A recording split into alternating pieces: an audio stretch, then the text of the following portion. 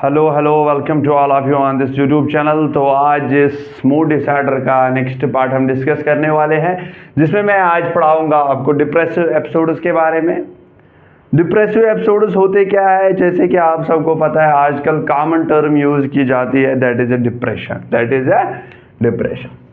आज आप देखो, कोई भी बच्चा, कोई भी आदमी, अगर उसको लगता है कि मेरा मूड डाउन है या मतलब कोई स्ट्रेस है, उसको अच्छे से नींद नहीं की, तो वो बताती है कि मुझे डिप्रेशन है, मुझे डिप्रेशन है। आजकल ये कॉमनली टर्म यूज की जाती है, डिप्रेशन। लेकिन ये जो डिप्रेशन है, ये एक डिजीज है।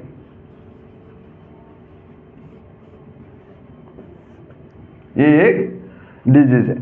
इसके लिए कुछ क्राइटेरिया होते हैं।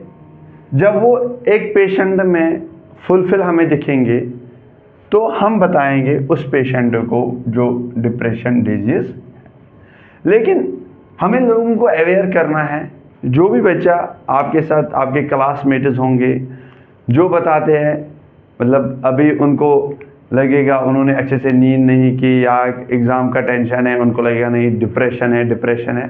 That is not a depression, वो डिप्रेशन नहीं है। तो उनको हमें अवेयर करना है कि जो डिप्रेशन है ये एक डिजीज़ है, ये एक डिजीज़ है। तो अब जो ये डिप्रेसिव एपिसोड्स है, इसमें जो कॉमनली क्या होता है, इसमें अगर देखा जाएगा कॉमनली मेन जो होता है, चाहे मेनिया की बात करेंगे, चाहे डिप्रेशन की बात करेंगे, इसमें होता क्या है, इसमें मूड अल्टर हो जाता है। इसमें क्या होता है, मूड अल्टर हो जाता है। अब मूड अल्टरेशन कैसे होगी, उसका इफेक्ट क्या होता है डिप्रेसिव एपिसोड्स में, तो वो हम डिस्कस कर लेंगे। अब हम कंसेप्ट पे आ जाते हैं डिप्रेसिव एपिसोड्स का। अब जो डिप्रेसिव एपिसोड्स है, मैंने आपको क्या बताया, जो मेजर प्रॉब्लम इसमें होती है वो मूड चेंज होती है, मूड चेंज होती है। लेकिन डिप्रेसिव एपिसोड्स के लिए ये जो क्राइटेरिया मैं आपको पढ़ाऊंगा, ये सारे फुलफिल होने चाहिए। इसके लिए कुछ क्राइटेरिया, तभी हम बताएंगे ये जो बंदा है ये डिप्रेशन में है। ऐसे कोई भी आपको बताएगा मुझे स्ट्रेस है, मैं डिप्रेशन में हूँ, वो डिप्रेशन में नहीं होता है। तो अब इसके कंसेप्ट क्या है, आपकी बुक पे जो कंसेप्ट दिया है, कंसेप्ट ये है कि मतलब जो मूड है ये अल्टर होता है। इसको किस तरह हम एक्सप्रेस करते हैं, जैसे कि जो पेशेंट है वो सैडनेस शो करता है, या फीलिंग जो है, जो मैंने यहाँ पे फीलिंग्स ऑफ सैडनेस शो करता है। देन अपना मूड लो शो करता है। अगर हाई मूड होगा तो मैनिया होगा, लेकिन डिप्रेशन में क्या होता है, लो मूड होता है। उसके बाद काम, जो जितने भी काम या जितनी भी चीज़ें हैं, पढ़ने में इंटरेस्ट बिल्कुल कम शो करेगा। और इंसोम्निया या हाइपरसोम्निया शो करेगा, ज़्यादा नींद आती होगी इंसोम्निया में। और एपेटाइट चेंज, कभी ज़्यादा खाना खाएगा, कभी खाना खाएगा ही नहीं। उसके बाद लास्ट में that is a weight loss. जिसको डिप्रेशन होगा उसको क्या, वेट लॉस भी होगा साथ साथ में। ये है अल्ट्रेशन ऑफ मूड। कैसे हम एक्सप्रेस करेंगे, feeling of sadness, low mood, decrease interest, insomnia और हाइपरसोम्निया, एपेटाइट चेंज और वेट लॉस। ये था कंसेप्ट। अब हम पढ़ेंगे एपिडेमोलॉजी के बारे में। पहले मैं इसको इरेज करता हूं यहां से। चलो अब हम एपिडेमोलॉजी के बारे में बात करेंगे। एपिडेमोलॉजी में पहला एज एंड सेक्स के बारे में बात करेंगे।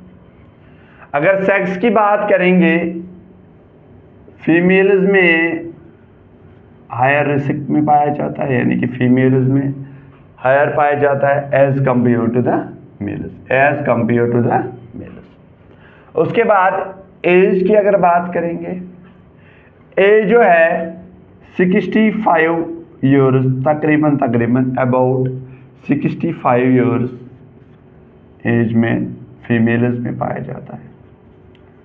और मेल की अगर बात करेंगे 45 to 65 ईयर्स, 45 to 65 ईयर्स। उसके बाद second that is a socio economic status.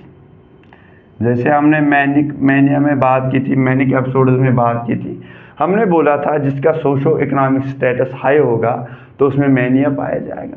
लेकिन यहाँ पे उल्टा है, जिसमें सोशो इकोनॉमिक स्टेटस लो होगा उसमें क्या, डिप्रेशन पाया जाएगा। उसके बाद थर्ड कल्चर एंड रेस की अगर बात करेंगे, इनके बीच में कोई relationship, no relationship. Then fourth one marriage. कुछ स्टडीज कहती है जो मैरिड पीपल होते हैं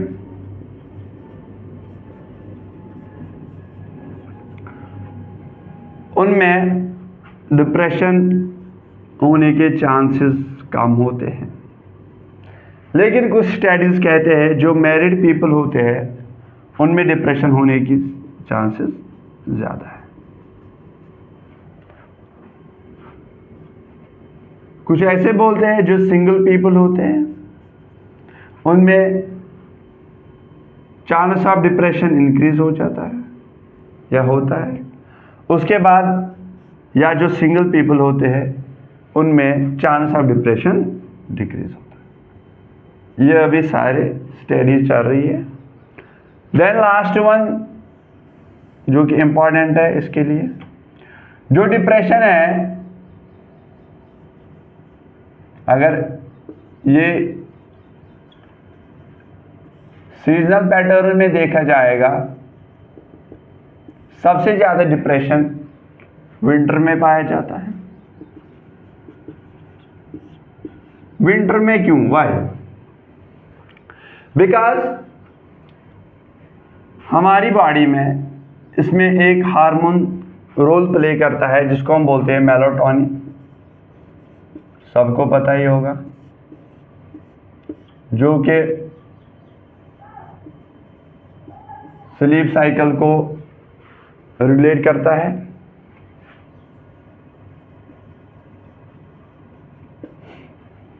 अब जो मेलाटोनिन है नाइट के टाइम पे ये मेलाटोनिन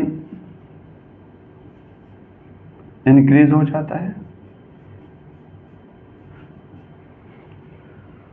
और जब सुबह आ जाती है सनलाइट यानी कि डे टाइम पे इसकी लेवल डिक्रीज हो जाती है, जिस चीज से पेशेंट एक्टिव हो जाता है। बट विंटर्स में क्या होता है, अगर विंटर्स की बात करेंगे, विंटर्स में सनलाइट उतनी नहीं होती है, जिस चीज से मेलाटोनिन की लेवल इंक्रीज होती है। जब ये डिक्रीज ही नहीं होगा उसका मतलब जो पेशेंट है वो नो एक्टिव होगा। Patient is no active, patient क्या होगा, नो एक्टिव। यही रीजन है ये सीजनल पैटर्न में विंटर में पाया जाता है। तो ये था इसकी एपिडेमोलॉजी। एक तो एज और सेक्स की बात हमने की, then socio economic status, culture और रेस की, देन मैरिज और सीजनल पैटर्न की। तो चलो अब बात करते हैं टाइप्स ऑफ डिप्रेसिव एपिसोड्स के बारे में। 5 टाइप्स हैं। First one that is called है मेजर डिप्रेसिव डिसऑर्डर, जिसको हम बोलते हैं MDD।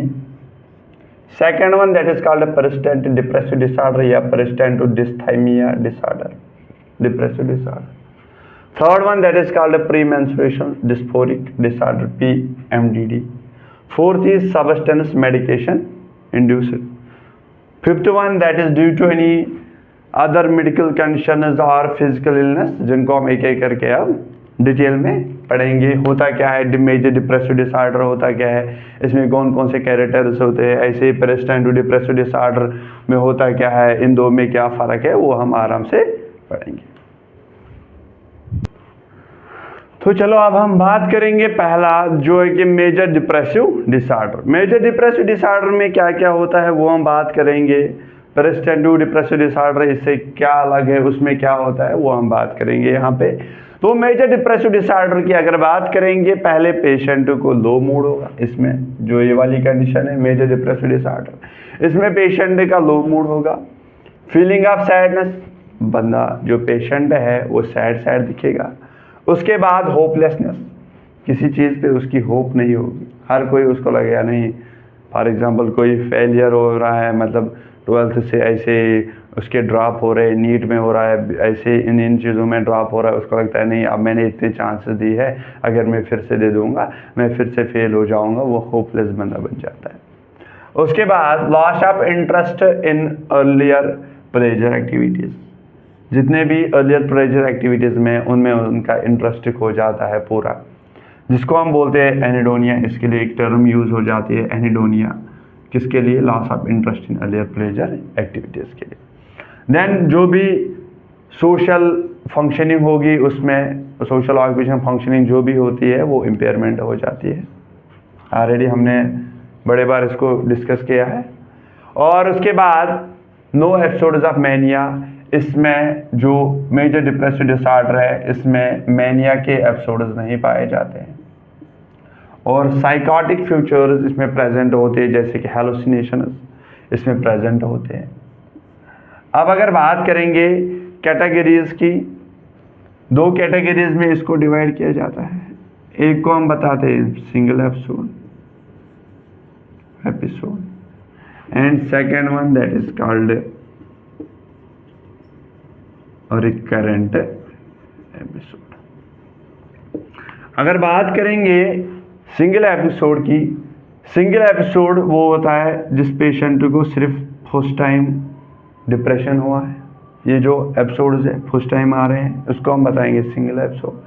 लेकिन रिकरेंट क्या होता है, रिकरेंट जो पेशेंट है उसको पहली बार आए थे, उसके बाद 1-2 महीने वो ठीक रहा, दवाई खा ली तो उसके बाद वो ठीक हो, लेकिन फिर से वही सेम एपिसोड, वही सेम सिम्टम्स दिख रहे, तो that is a recurrent episode. तो ये था मेजर डिप्रेसिव डिसऑर्डर के बारे में। अब हम पढ़ेंगे, लेकिन एक चीज़ है, ये जो low mood, feeling of sadness, hopelessness, lost of interest, impairment in social occupational functioning, ये कम से कम इस पेशेंट में पिछले 2 वीक से होना चाहिए, पिछले 2 वीक से होना चाहिए। ओके, तो अब हम बात करेंगे पार्ट सेकंड की, जिसको हम बताते हैं persistent depressive dysthymia disorder. Persistent depressive dysthymia disorder, ये जो डिसऑर्डर है इसमें सिम्टम्स सेम होते हैं एज मेजर डिप्रेसिव डिसऑर्डर, लेकिन वहाँ पे सीवियर में थे, सीवियर फॉर्म में प्रेजेंट थे, यहाँ मिल्ड फॉर्म में, माइल्ड फॉर्म में प्रेजेंट है।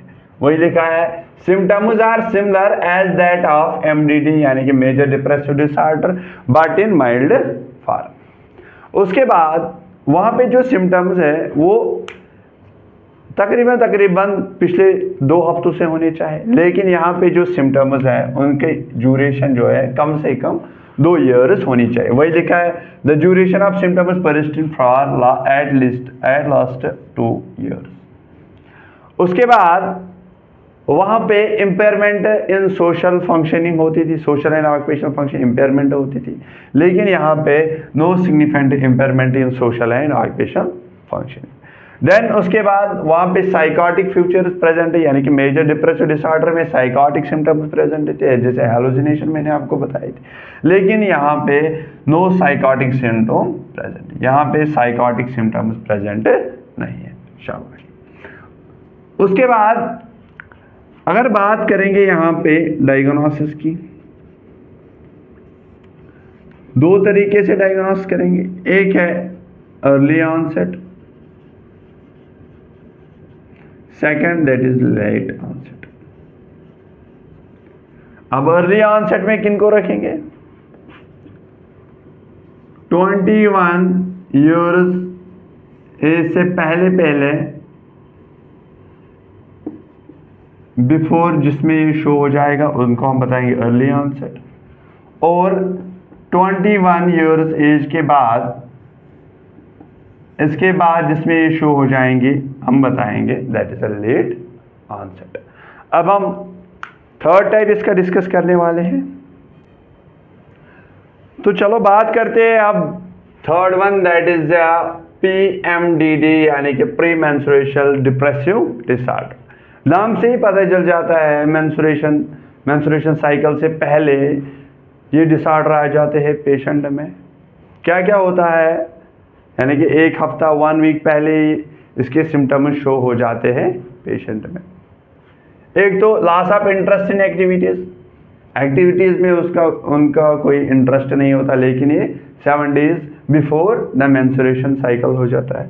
उसके बाद मूड स्विंग्स हो जाते हैं, देन इरिटेबिलिटी हो जाती है और लो मूड हो जाता है, यानी कि कोई भी काम आप अगर उसको देखोगे चेहरे से ही पता चले जाएगा कि मतलब इसका लो मूड है इस टाइम पे।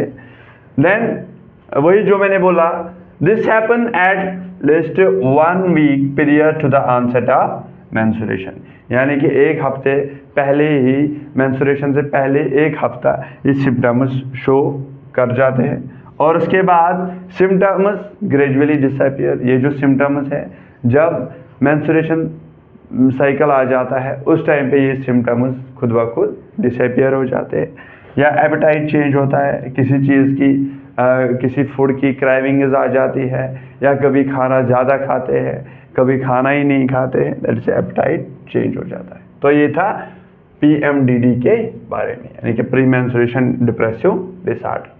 उसके बाद है fourth one, that is a substance या medication depressive disorder. Already mania में हमने डिस्कस किया है वो सब्सटेंसेस या वो मेडिकेशन जो फिजियोलॉजिकल अफेक्ट करेंगे सब्सटेंसेस में, जैसे कि इंटॉक्सिकेशन या विड्रॉल। इंटॉक्सिकेशन मतलब वो ड्रग्स, वो चीज़ें जो हम लार्ज अमाउंट में ले रहे हैं, और विड्रॉल मतलब हम जो चीज़ें ले रहे थे उनको अब हमने कम अमाउंट में लेना स्टार्ट किया, दैट इज अ विड्रॉल। जैसे कि इंटॉक्सिकेशन की अगर बात करेंगे, यानी कि सब्सटेंसेस की अगर बात करेंगे या इंटॉक्सिकेशन में, इसमें क्या क्या, जैसे अल्कोहल पीते हैं, अल्कोहल, कोकीन, ऐसे चरस, गांजा, हेलोजनस, वो सारे के सारे सब्सटेंसेस में आएंगे। देन अगर मेडिकेशन की बात करेंगे, जैसे कि एंटीकॉन्सेंट्स और ओरल कंट्रासेप्टिव्स भी इसी में आ जाते हैं। तो ये था हमारा फोर्थ टाइप। अब है हमारा fifth type. Fifth type already हमने मैनिया में भी डिस्कस किया है कि मतलब वो होता है जो किसी रिलेटेड टू है फिजिकल इलनेस, वो डिसऑर्डर जो फिजिकल इलनेस के साथ रिलेटेड होता है उसको हम बताते हैं। फॉर एग्जांपल जो आपको फिजिकली इल या कोई भी ऐसी डिजीज जो उसके साथ एसोसिएटेड हो, तो वो हम फिफ्थ टाइप में पढ़ेंगे। अब इसके बाद ये 5 टाइप्स हमारे हो गए। देन अब है हमारी इसकी इटियोलॉजी। तो अब बात करते हैं इसकी इटियोलॉजी की, यानी कि काज की बात करते हैं कि किस किस चीज़ से ये जो डिप्रेशन होता है कैसे कैसे होता है। अगर बायोलॉजिकल थ्योरीज की अगर बात करेंगे, 3 तरीके से इन्होंने डिफाइन किया है, biological theories, psychological theories, and last one that is a traditional model of stress adaptation. एक एक करके डिफाइन करते हैं। First one that is a biological theories. Biological theories में क्या क्या होता है, कौन कौन सा cause? First one genetics, second one biochemical, third one neuroendocrine, fourth one neurological disorder, fifth one that is structural abnormalities, और उसके बाद electrolytic imbalance, then vitamin deficiencies. अब एक एक करके देखेंगे जेनेटिक्स में क्या होता है, बायोकेमिकल में जैसे उसमें सेरोटोनिन की लेवल इंक्रीज हो जाती थी, डिक्रीज हो जाती थी, लेकिन इसमें सबकी इंक्रीज होगी, वो हम आराम से एक एक करके देखेंगे। चलो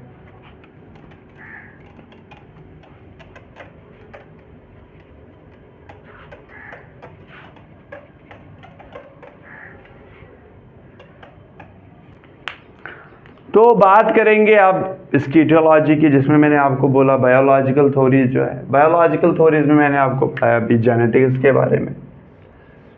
जो मोनोजाइगोटिक ट्विन्स होते हैं उनमें इनक्रीज्ड स्टेजेस या इनक्रीज्ड चांसेस होते हैं।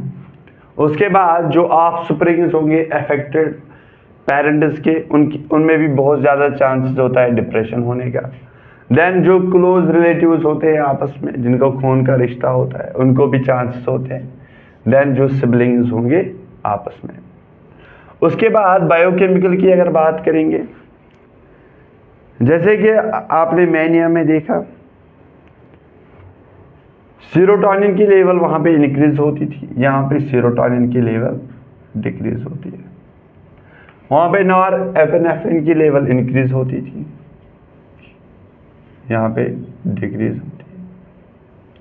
सेम तीनों में डोपामिन लेवल भी डिक्रीज हो जाता है, ये आपको याद रखना। बायोकेमिकल में नॉन एफेरिन, सेरोटोनिन, डोपामिन, जो डिप्रेशन में तीनों की लेवल डिक्रीज हो जाती है। देन न्यूरो एंडोक्राइन इन्फ्लुएंजा की अगर बात करेंगे, जैसे कि hypothyroidism pituitary adrenal cortex axis में जो कॉर्टिसोल की लेवल है वो इंक्रीज हो जाती है।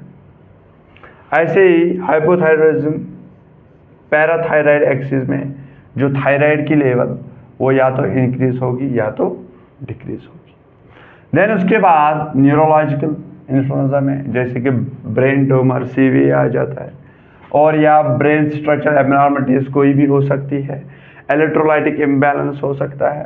देन लास्ट वन विटामिन की डिफिशिएंसी हो सकती है। तो ये थी एटियोलॉजी, जिसमें हमने बोला जेनेटिक्स। पहले हम पढ़ रहे हैं यहाँ पे बायोलॉजिकल थ्योरीज के बारे में। बायोलॉजिकल थ्योरीज में मैंने आपको क्या क्या बताया, जेनेटिक्स की बात की हमने, बायोकेमिकल जिसमें ये इन तीनों की लेवल डिक्रीज होती है। देन न्यूरो एंडोक्राइन में कॉर्टिसोल की लेवल इनकी थायराइड की इंक्रीज डिक्रीज हो रही है, और न्यूरोलॉजिकल सीवी ब्रेन ट्यूमर हो सकता है, ब्रेन स्ट्रक्चर एबनॉर्मलिटीज हो सकती है, electrolytic imbalance, then vitamin deficiency हो सकती है। अब बात करेंगे साइकोसोशल थ्योरीज की, जिनको तीन तरीके से डिफरेंशिएट किया गया है। फर्स्ट वन लर्निंग थ्योरी, नाम से ही पता चल जाता है लर्निंग थ्योरी मतलब जिन चीज़ों को हमने लर्न किया। फॉर एग्जांपल कोई स्टूडेंट जिसने एग्जाम्स अटेम्प्ट किए होंगे 2-4 बार, लेकिन वो 4 बार में से कभी सिलेक्ट ही नहीं हुआ।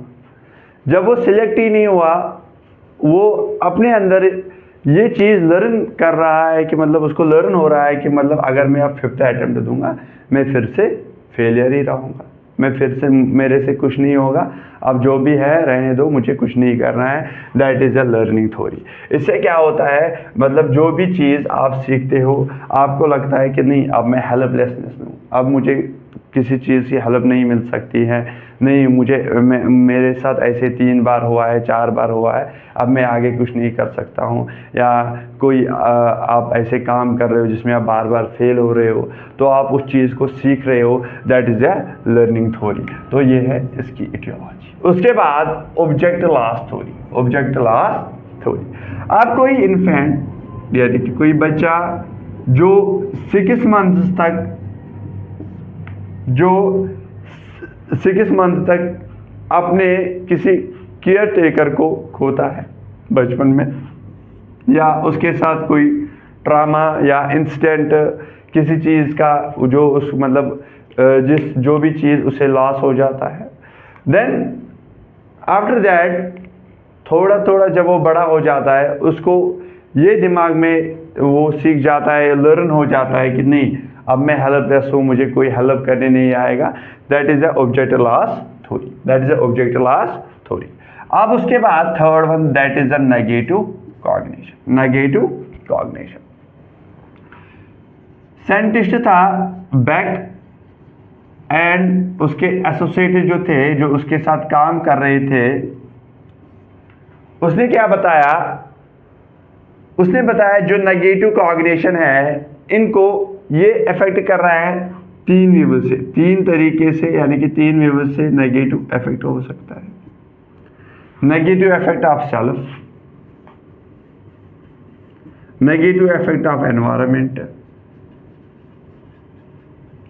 और नेगेटिव इफेक्ट ऑफ फ्यूचर। ये था नेगेटिव कॉग्निशन। बैक और उसके एसोसिएट्स ने, जो उसके साथ काम कर रहे थे, उन्होंने बोला जो नेगेटिव व्यूज है एक इंसान में कैसे जनरेट होते हैं, तीन तरीके से, एक सेल्फ, एनवायरनमेंट और फ्यूचर। तो इसके बाद हम बात करने वाले हैं ट्रीटमेंट मॉडलिटीज़ के बारे में, जो कि ऑलरेडी हमने डिस्कस की है मैनिया के केस में। अब है ट्रांजिशनल मॉडल, जिसमें ऑलरेडी हमने आपको पढ़ाया था ट्रांजिशनल मॉडल क्या होता है। जितने पीछे सारे हमने इसमें इटियोलॉजी पढ़ी है, चाहे वो बायोलॉजिकल, जिसमें जेनेटिक्स, बायोकेमिकल, और सेकंड में जैसे कि साइको सोशल थ्योरीज में जितनी भी लर्निंग थ्योरी हमने पढ़ाई है, उन सबको मिला के जितना भी इफेक्टिव बन जाता है, कॉम्बिनेशन ऑफ सारे इफेक्टिव, दैट इज कॉल्ड है ट्रांजिशनल मॉडल। ये था ट्रांजिशनल मॉडल। अब है इसके बाद फिजिकल साइंस फॉर डिप्रेशन, जो कि एग्जाम में आता है कभी कभी ऑब्जेक्टिव टाइप, यानी कि फिजिकल साइंस फॉर डिप्रेशन क्या क्या हो सकती है। फिजिकल साइंस फॉर डिप्रेशन, एक तो ओमेगा वाली साइन बनेगी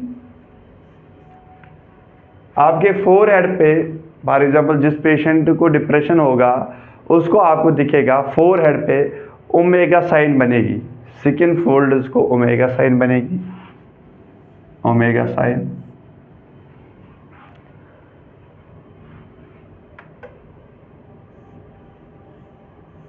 ओमेगा साइन, या दूसरी दैट इज कॉल्ड है वर्गेतु, वर्गत या वर्गेतु साइन। ये भी फोरहेड पे जो स्किन फोल्ड हो जाता है, ये साइन कुछ ऐसे बन जाती है। ये हम पिक्चर आपको वीडियो में दिखाएंगे, दो इमेजेस इनके, तो ओमेगा की और वर्गित की, इन दोनों की आपको साइनस ऑफ इमेजेस में दिखाएंगे।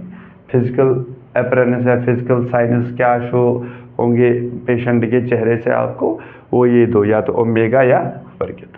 इसके बाद ट्रीटमेंट मॉडलिटीज की अगर बात करेंगे, अब जो ट्रीटमेंट मॉडलिटीज है सेम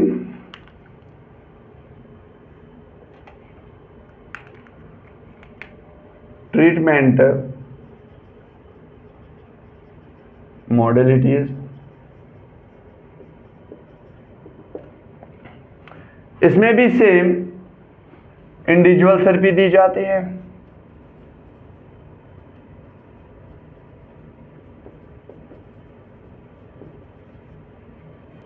इंडिविजुअल थेरेपी के बाद ग्रुप थेरेपी आ जाती है। ग्रुप थेरेपी भी ऑलरेडी हमने डिस्कस की है, जिसमें आपको फैमिली की कम्युनिकेशन, फैमिली के बीच में जो मतलब ग्रुप में सॉरी जो ग्रुप थेरेपी जो है, ग्रुप थेरेपी में आपको पता ही है ग्रुप में शेयरिंग की जाती है, बातें जो भी एक्सपीरियंस है उसको शेयर किया जाता है फ्रीली। देन उसके बाद फैमिली में फैमिली की कम्युनिकेशन देखी जाती है, फैमिली का इफेक्ट देखा जाता है, डिजीज पे क्या है तो वो देखा जाता है। उसके बाद कॉग्निटिव थेरेपी, कॉग्निटिव, ये तो तीन हमने ऑलरेडी डिस्कस की है मेनिया वाले लेक्चर में। अब है कॉग्निटिव थेरेपी। कॉग्निटिव थेरेपी हम किस चीज़ के लिए देते हैं? जैसे कि आप किसी दोस्त से पूछते हो कि मुझे आप कुछ ऐसी चीज़ दे दो, लेकिन वो मना कर रहा है, वो बोलता है मेरे पास नहीं है। बट 10 मिनट के बाद या 1 घंटे के बाद आप देखते हो वो किसी अपने दूसरे दोस्तों को वो चीज़ प्रोवाइड करता है, देता है। तो उस टाइम पे आपको अंदर से लगता है कि नहीं, ये कितना झूठा है। आपको ये कॉग्निटिव अपने दिमाग में ये चला जाता है कि नहीं ये एरर जो आपको दिमाग में आ जाता है, तो इसको ठीक करने के लिए क्या कॉग्निटिव थेरेपी प्रोवाइड की जाती है। उसके बाद है साइकोफार्माकोलॉजी। जैसे उसमें हमने पढ़ा था साइकोफार्माकोलॉजी में क्या क्या देते हैं, उसी तरह इसमें एंटी डिप्रेसेंट्स देते हैं।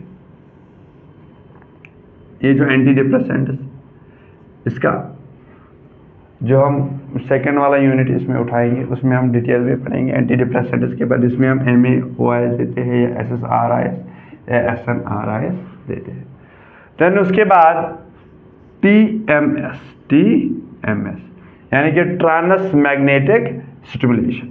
इसमें मैग्नेटिक एनर्जी या मैग्नेटिक वेव जो है उसको ब्रेन में डाला जाता है। उसके बाद अंदर स्टिमुलेशन होती है जिस चीज़ से ये ट्रीटमेंट डन किया जाता है। ये वाला जो TMS प्रोसीजर है ये भी अलग से एक लेक्चर आएगा जिसमें हम डिटेल में पढ़ेंगे इसमें क्या करते हैं, कैसे कनेक्ट करते हैं पेशेंट को, अच्छी तरीके से विजुअलाइजेशन से आपको दिखाएंगे। Then last one that is a light therapy. Light therapy जो है, लाइट थेरेपी की अगर बात करेंगे, लाइट थेरेपी दी जाती है in case of seasonal condition, यानी कि जो डिप्रेशन विंटर से होगा उस टाइम पे लाइट थेरेपी प्रोवाइड की जाती है। इसमें क्या किया जाता है,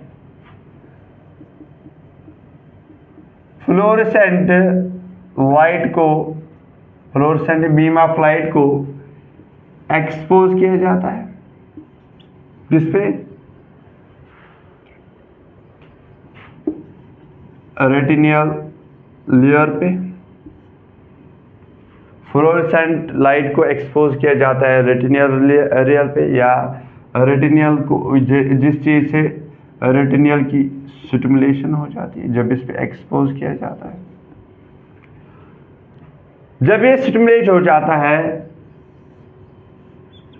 जब इस पे लाइट पड़ जाती है, जो मेलाटोनिन की लेवल है वो डिक्रीज हो जाती है। जब मेलाटोनिन की लेवल डिक्रीज हो जाएगी तो ऑलरेडी हमें क्या पता है, जो सेरोटोनिन है इसकी लेवल इंक्रीज हो जाएगी। इस चीज़ से डिप्रेशन क्या करेक्ट होगा। क्या क्या मैंने बोला लाइट थेरेपी में, ये सीजनल कंडीशन जैसे कि विंटर्स में दिया जाता है, जो जिनका विंटर डिप्रेशन होगा ऑलरेडी हमने डिस्कस किया। फ्लोरेसेंट लाइट को एक्सपोज किया जाता है रेटिनल स्टिमुलेशन के लिए। उस चीज़ से जब वो स्टिमुलेट हो जाता है मेलाटोनिन की लेवल डिक्रीज हो जाती है। जब मेलाटोनिन की लेवल डिक्रीज होगी ऑलरेडी सेरोटोनिन की लेवल इंक्रीज होगी, तो ये जो डिप्रेशन है ये क्या करेक्ट हो जाता है। अब नर्सिंग रोल, तो अब बात करेंगे लास्ट टॉपिक जो इस यूनिट का है, that is a nurse's role. Nurse's role में high risk of self directed violence. Studies कहती है जो डिप्रेशन पेशेंट्स होते हैं उनमें ज़्यादा से ज़्यादा चांसेस होते हैं सुसाइड करने की, और सबसे ज़्यादा जो सुसाइड होते हैं वो मॉर्निंग टाइम में होते हैं। अब आपको करना क्या है, पहले आपको सुसाइडल आइडेंटिफिकेशन करनी है, यानी कि आप पेशेंट को तो नहीं पूछोगे, मतलब उसको ऑब्जर्व करने बैठोगे फिर देखोगे कि मतलब ये क्यों सुसाइड करना चाहता है, तब तक तो उसने सुसाइड की होगी। आपको सीधे क्या करना है, सुसाइडल आइडेंटिफिकेशन को आइडेंटिफाई करना है। कैसे आइडेंटिफाई करोगे, आपको डायरेक्टली पेशेंट को क्वेश्चन पूछने हैं कि मतलब वजह क्या है, क्यों आपको ऐसे कोई थॉट तो नहीं आ रहा है जिसकी वजह से आप सुसाइड करना चाहते हो, तो उसके बारे में उससे नॉलेज हासिल करोगे। उसके बाद पेशेंट को अंडर ऑब्जर्वेशन रखोगे। देन पेशेंट को कभी भी अलोन नहीं छोड़ना है क्योंकि वो सुसाइड कर सकता है। जो उसको रूम अलॉट हुआ है वहाँ पे वो ऐसा होना चाहिए कि वो दरवाजे को अंदर से कभी बंद ना कर पाए। और दूसरी चीज़, कहीं वो चौथी मंजिल पे ना हो, मतलब वो खिड़की से भी कूद सकता है, वो भी इसकी एक वजह बन सकता है, वो सुसाइड कर सकता है। Then observe signs and symptoms, हर टाइम पे साइन्स एंड सिम्टम्स को ऑब्जर्व करना है और चार्ट को मेंटेन करना है, जो भी इंफॉर्मेशन होगी वो साइकेट्रिस्ट को पहुंचानी है। देन डिसफंक्शनल ग्राइविंग, पेशेंट के साथ रैपोर्ट बिल्ड करना है। Therapeutic nurse patient relationship, through nurse patient, जब नर्स पेशेंट रिलेशनशिप अच्छी होगी एक रैपोर्ट बिल्ड हो जाएगा। और फैमिलियर स्टाफ प्रोवाइड करना है और हर टाइम उसको आपको क्या, मतलब जब आप पेशेंट को पहली बार मिल रहे हो वो आपको पूरी की पूरी इंफॉर्मेशन नहीं देगा, आपको उसको बता के रखना, उसको कन्वे करनी है ये मैसेज कि मैं यहीं पे हूँ, आपको किसी चीज़ की अगर ज़रूरत पड़ेगी तो मैं आपके लिए अवेलेबल हूँ, तो आप मुझे बता सकते हो, कोई भी प्रॉब्लम होगी तो आप मुझे बता सकते हो। वही लिखा convey that you are available. और उसके बाद फर्दर एक्सप्लोर करोगे आप, मतलब उसके साथ वो अपनी प्रॉब्लम शेयर करेगा आपके साथ थ्रू थेरेपेटिक कम्युनिकेशन। देन उसके बाद लो सेल्फ स्टीम, हर टाइप पे जो पेशेंट है वो लो सेल्फ स्टीम फील करता है, उसको आपको एनकरेज करना है कि आप पॉजिटिव रहो, आप अपना एटीट्यूड है वो पॉजिटिव रखो। फिर लिखा है encourage the patient in stay positive to hold a positive attitude. उसके बाद जो भी पेशेंट डिसीजन लेगा अपनी ट्रीटमेंट के बारे में, उसको आपको हेल्प करनी है, उसमें आपको इन्वॉल्व होना है, involve in patient decision making about his treatment. उसके बाद जितनी भी रिक्रिएशनल एक्टिविटीज़ या वार्ड रूटीन जो होंगे उनमें आपको पेशेंट के साथ इन्वॉल्व हो जाना है। देन सेल्फ केयर डिफिशिएंट, उसके फैमिली मेम्बर्स को इन्वॉल्व करना है, उनको मोटिवेट करना है, एसेस मोटिवेट, और उनके बाद पेशेंट को भी करेज करना है। तो ये था हमारा नर्सिंग रोल। ये हमारा इस यूनिट का यूनिट 7 का लास्ट टॉपिक था, नर्सिंग रोल। आज के इस लेक्चर में हमने जितना भी डिस्कस किया, उम्मीद करते हैं आपको ये अच्छे से समझ आया होगा। ये जो सारे के सारे टॉपिक्स इस यूनिट के आपको हमारे प्लेलिस्ट में मिलेगी, हमारी जो यूट्यूब चैनल है स्पेक्ट्रम स्टडी सर्कल, इसमें सारे के सारे वीडियोस आपको वहाँ पे दिखेंगे। और चैप्टर के लास्ट में हम हर किसी चैप्टर के लास्ट में एक छोटा सा वीडियो 4-5 मिनट का बना के रखेंगे, जिसमें हम आपको बताएंगे कौन से ऐसे टॉपिक्स हैं जिनमें आपको यूनिवर्सिटी एग्ज़ाम में क्वेश्चन बन सकते हैं, जैसे कि semester wise multiple choice question आते हैं, उसके लिए भी एक सीरीज़ हम अलग से वीडियो बनाएंगे। हर एक चैप्टर में कौन कौन सा मल्टीपल चॉइस क्वेश्चन बन सकता है, तो इसके लास्ट में डिस्क्रिप्शन में ही होगा, लास्ट में एक छोटा सा वीडियो होगा जिसमें हम आपको बताएंगे कौन सा लॉन्ग टाइप आंसर क्वेश्चन बन सकता है, कौन सा शॉर्ट आंसर टाइप क्वेश्चन बन सकता है इस वाले यूनिट में। Okay, thank you. जिसको भी इस यूनिट में कहीं पे भी डाउट होगा वो टेलीग्राम चैनल पे आके वहाँ पे डाउट पूछ सकता है। Okay, thank you, all the best.